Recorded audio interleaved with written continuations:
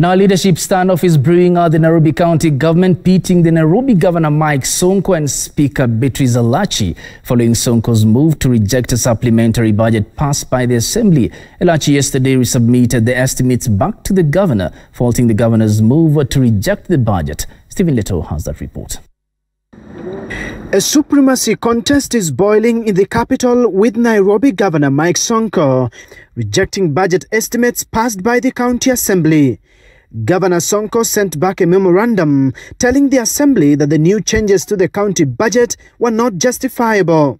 The county assembly held a special sitting on Friday, on the same with Speaker Elachi rejecting Sonko's memorandum and instead resubmitting the estimates to him, saying the assembly procedurally passed the supplementary budget. Sonko's move illustrating the underlying differences since the handover of critical functions to the Nairobi Metropolitan Service Improvement Project headed by Major General Mohammed Badi.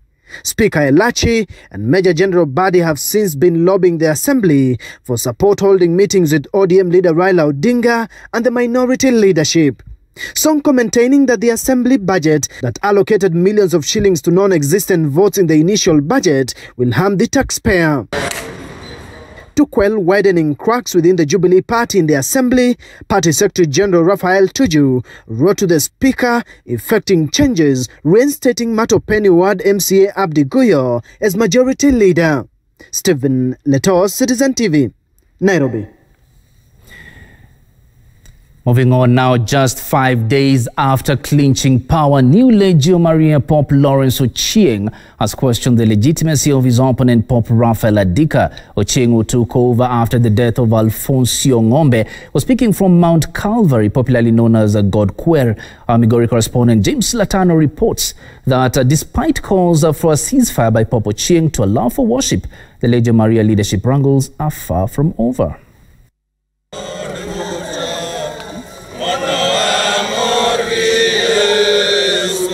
Legio Maria Pope Ochieng has picked it up from where his predecessor Alfonso Ng'ombe left.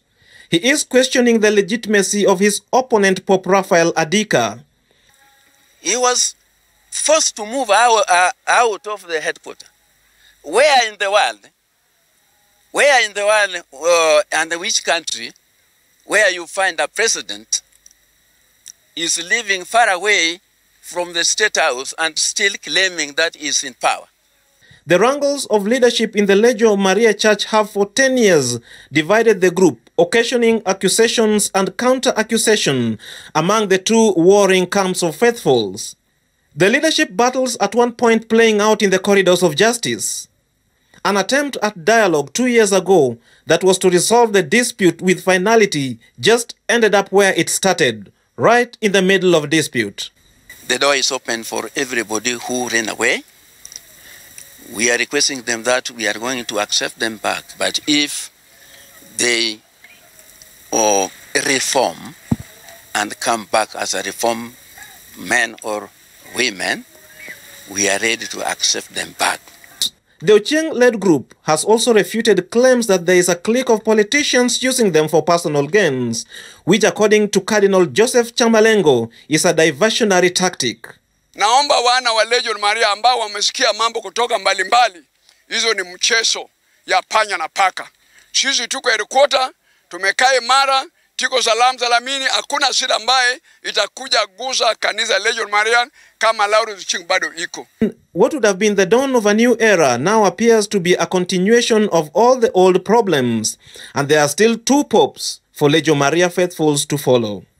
And by the fact that the pontiff has now sent an olive branch to the rebel group is one of the ways that is seen as peace process that will gear this church to glorious moments they believe. Reporting for Citizen Television from God Queru of Migori County, I'm James Latano.